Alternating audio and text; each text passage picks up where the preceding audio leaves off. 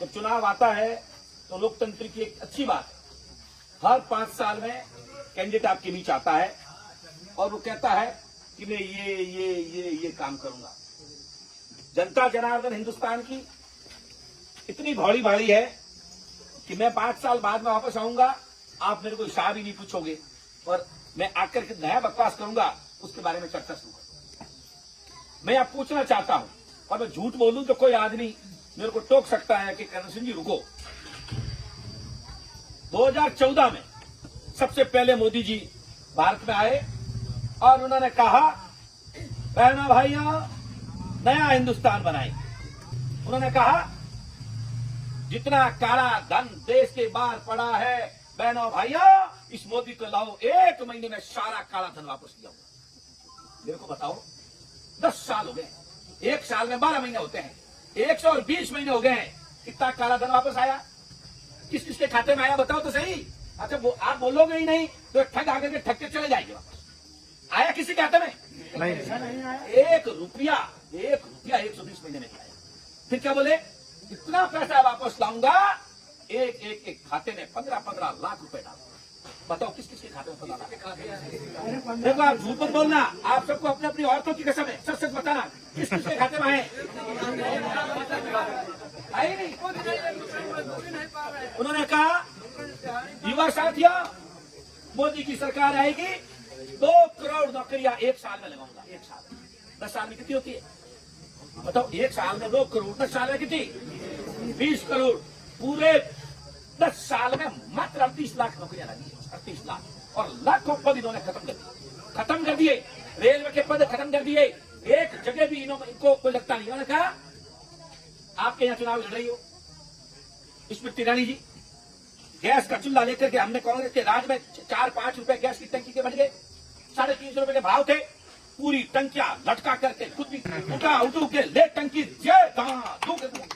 अरे स्मृति ईरानी जी कहाँ हो? ये करण से उछेड़ा आपको पुकार रहा है स्मृति जी, अरे आओ तो सही। 350 की चीज 1200 हो गई, आपका आओ तो इसे और वोट मांग रही हो किस आधार पे? आपको हमने 5 रुपए बनाए थे, पूरा दिल्ली जाम कर दिया था, अरे आपने तो 900 रुपए बढ़ा दिए, फिर भी वोट मांग रही हो और लोगों को धमका रही हो।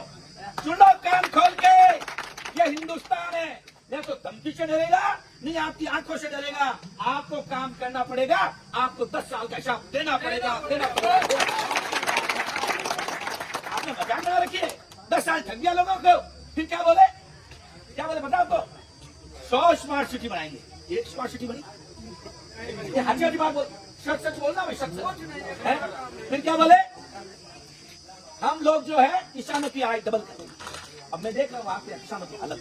अरे मोदी जी कुछ तो भगवान को साक्षी मानो, अयोध्या यहाँ पास ही पड़ता है, प्रभु श्री राम से तो डरो। आपको भी ऊपर जाना है, हमको भी जाना है। इतना झूठ बोल के राज करोगे तो भगवान आपको माफ नहीं करेगा, नहीं करेगा।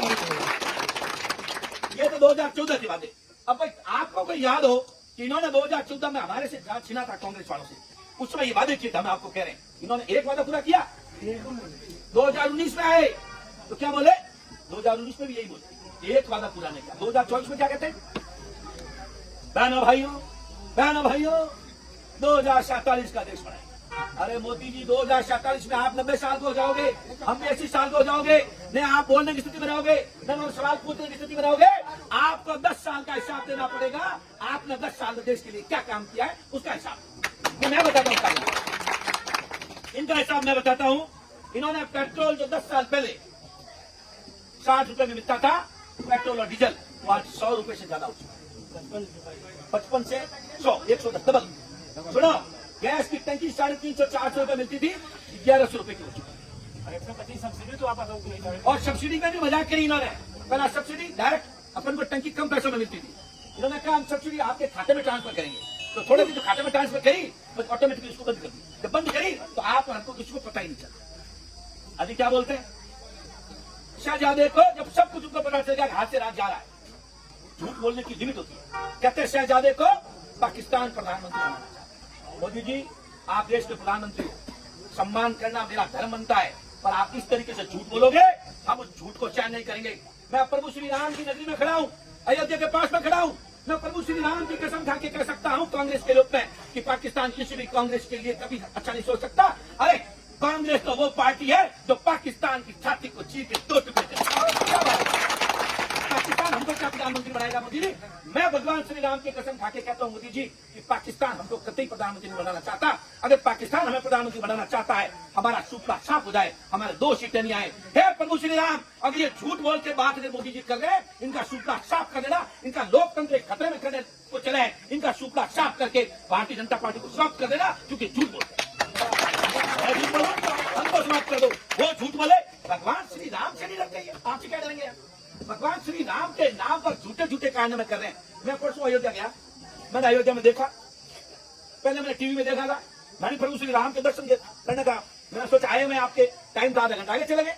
मैंने देखा वहां तो पूरा ही फर्जी वाला, वहां तो मंदिर बनाई नहीं, मूर्ति बैठा दी। वो शंकराचार्य जो कह रहे थे पहले अपन सबको, भाई शंकराचार्य किसको कहते हैं बताओ? मैं तो बहुत धर्म विश्वास करने वाला आदमी। शंकराचार्य का मतलब होता है वो भगवान श्री राम की या महादेव की, उनको कहा जाता है कि महादेव का अवतार होते हैं। हमारे 4 शंकराचार्य, चारों शंकराचार्य ने मना किया कि ये विधि सम्मत नहीं है, ये धर्म सम्मत नहीं है, ये मंदिर का प्राण प्रतिष्ठा मंदिर बनने के सिवाय नहीं होनी चाहिए। इन्होंने बाहर से टेंट लगा के मंदिर को कंप्लीट बता दिया। हमने टीवी में देखा था, कल मैं जाके देखता हूँ मंदिर तो बना ही नहीं। अब जब मंदिर बना ही नहीं है तो थाना तो सिर्फ आपको तो कुछ नहीं करना है, आपको तो सिर्फ ऊपर वालों को याद करना है। मैं गारंटी देता हूँ प्रभु श्री राम इनका सुपड़ा साफ कर देगा, कर देगा और कर देगा। क्यों ये इतने तो हमको ठगते थे, अब भगवान राम को भी ठगने को चल पड़े, और अपन को तो नहीं धारे, पर भगवान प्रभु श्री राम इनका सुपड़ा साफ कर देगा। साथियों, कांग्रेस पार्टी धर्म का नाम, चाहे वो मुसलमान अल्लाह का नाम लेता हो, हिंदू चाहे भगवान प्रभु श्री राम का नाम लेता हो, मैं माता जी को पूजा लूं, ये अपनी बात है, उसे पेट नहीं भरता है क्या? अगर आप मेरे पास आओगे कल के शर्मा साहब MP बन जाएंगे, या मैं जोधपुर से MP बनूंगा, मेरा जोधपुर का आदमी मेरे को आके कहेगा कि भाई साहब मेरा बेटा बीमार है, एम्स में भर्ती करा दो, मैं कहूंगा श्री राम, जय श्री राम, हो जाएगा भर्ती। आप कहोगे मेरा बेटा 18 साल 20 साल का हो गया, MP साहब इसकी नौकरी लगा दो, मैं कहूंगा जय श्री राम, नौकरी लग जाएगी। आप जाओगे घर पे भूखे शाम को 8 बजे घर पे, और जाके धर्मपत्नी को कहोगे कि खाना बना, वो कहेगी जय श्री राम, रोटी पक जाएगी। अरे सुनो मेरी बात, समझो थोड़ी बात, ये बातें दूसरी है। देश समाप्त हो जाएगा, देश का लोकतंत्र खत्म हो जाएगा। ऐसे लुटेरे आए हैं जो भगवान श्री राम के नाम पर देश को लूटते जा रहे हैं, और आपने वोट दे दिया तो देश की आत्मा खत्म हो जाएगी, देश का लोकतंत्र खत्म हो जाएगा। कांग्रेस पार्टी क्या कहती है सुनो, बहनों आप भी सुनो, माताओं, कांग्रेस पार्टी ये कहती है अगर आपने KL शर्मा साहब को जिताया और भारत में कांग्रेस का इंडिया गठबंधन का राज आया, तो गरीबी रेखा के नीचे जो भी मेरी बहन बेटी है उसको कांग्रेस पार्टी घर बैठे 1 लाख रुपए साल का 8,500 रुपया,